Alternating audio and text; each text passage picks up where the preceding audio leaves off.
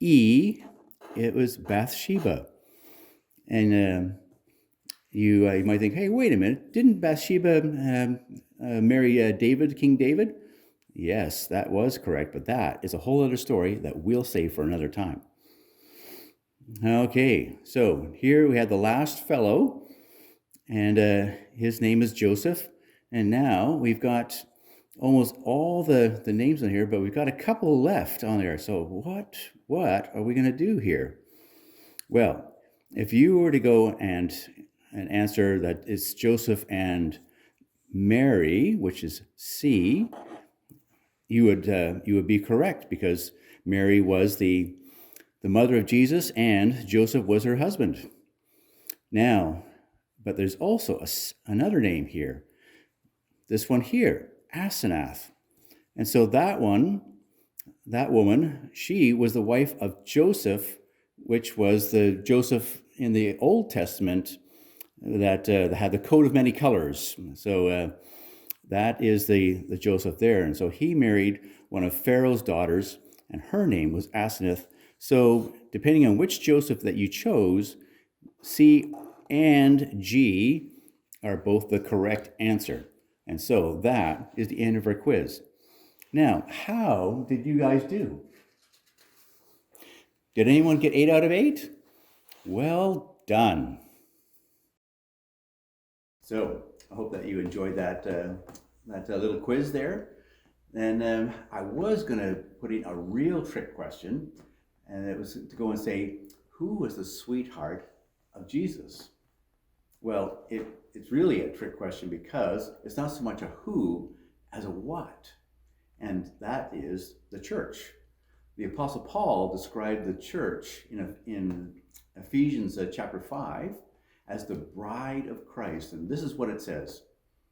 Husbands, love your wives just as Christ loved the church and gave himself up for her to make her holy, cleansing her by the washing with water through the word, and to present her to himself as a radiant church without stain or wrinkle or any other blemish, but holy and blameless.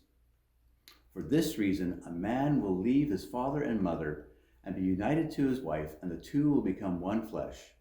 This is a profound mystery, but I am talking about Christ and the church.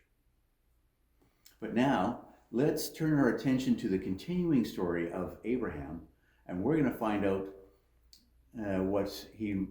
how he really did not treat his wife in the same way that Christ treated the church. And I'm guessing he didn't get a Valentine's card from Sarah that year. So let's pause this video, grab a snack and our Bibles, and turn to Genesis chapter 12, verses 10 to 20. Now, there was a famine in the land, and Abram went down to Egypt to live for a while there, because the famine was severe. As he was about to enter Egypt, he said to his wife Sarai, I know what a beautiful woman you are. When the Egyptians see you, they will say, this is his wife. They will kill me, but let you live. So say you are my sister, so that I will be treated well for your sake, and my life will be spared because of you. When Abram came to Egypt, the Egyptians saw that Sarai was a very beautiful woman. And when Pharaoh's officials saw her, they praised her to Pharaoh, and she was taken into his palace. He treated Abram well for her sake, and Abram acquired sheep and cattle, male and female donkeys, male and female servants, and camels. But the Lord afflicted serious diseases on Pharaoh and his household because of Abram's wife Sarai. So Pharaoh summoned Abram. What have you done to me? He said. Why didn't you tell me she was your wife? Why did you say she is my sister, so that I took her to be my wife? Now then, here's your wife. Take her and go. Then Pharaoh gave orders about Abram to his men, and they were sent on his way with his wife and everything he had. Wow. I don't know about you, but I am surprised at Abraham for what he did. I don't know if I would I would ever know. Actually, I could say I would never do that to my wife, Wendy. And I can imagine that none of your uh, fathers would have done that to your mom. So, but let's unpack this story. We talked last week about Abram having an encounter with God and traveled with his entire household thousands of kilometers to this land called the Negev in present day Israel. We remarked at what a man of faith he was to be so obedient. And yet, in the next paragraph in Scripture, we find a crisis has occurred. There was a famine in the land. So imagine for a moment, here's Abram following God and thinking, why have you brought me here just for me to starve? There's nothing to indicate that Abram had turned to God and asked to supply his needs, but instead took it upon himself to leave this land God had directed him to, and to go to Egypt where the food was more readily accessible. And when they were about to enter Egypt, he tells his wife Sarai to lie to the Egyptians and say that she is Abram's sister, because he feared for his own life. How is it that he so quickly forgot what God had said to him? That he would give this land of the Negev area to his offspring, and his descendants would be a great nation, and all the peoples would be blessed through him. Why would he fear that he would starve in the Negev or be killed by Pharaoh before any of God's promises would come true? He allowed his fear to overcome his faith. What he could see with his physical eyes of his circumstances was more persuasive than what he knew through his spiritual eyes of faith. But before we pass judgment on him, all of us have and still will, in our own situations, make decisions based on the same kind of fear of the circumstances that we see ourselves in. But let's read what God does about this.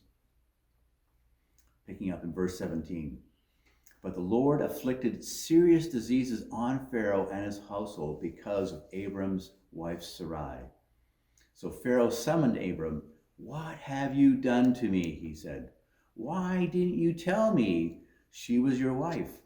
Why did you say she is my sister?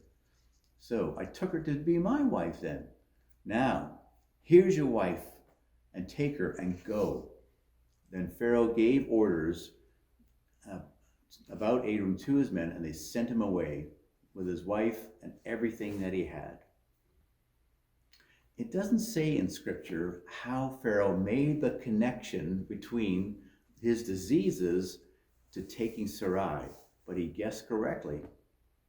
In this instance, Pharaoh had more integrity than Abram, in that he returns Sarai to him and lets him leave his country alive. He's banished. So, did you read Abraham's response? He said nothing. He was caught in his lie, and there was no excuse that he could make. He certainly hasn't done his part with God's promise of being a blessing to all nations. But God was faithful to defend Sarai even when Abram had forsaken her. So Abram heads back to the Negev region, this time more humble, having felt the rebuke of God through Pharaoh. So some of us might think, well, God made the wrong choice for that man to be the father of all nations. This guy made a huge mistake and was an epic failure. So he deserves to be written off. We might also think that of ourselves when we have made our mistakes and think now God can't or won't use us anymore. But as God pursued and rescued Abram from his mistake, by God's grace, he will also continue to pursue and rescue us. By his faithful promises, he will not leave us or forsake us. We can still be used mightily by God to accomplish his purpose in our lives.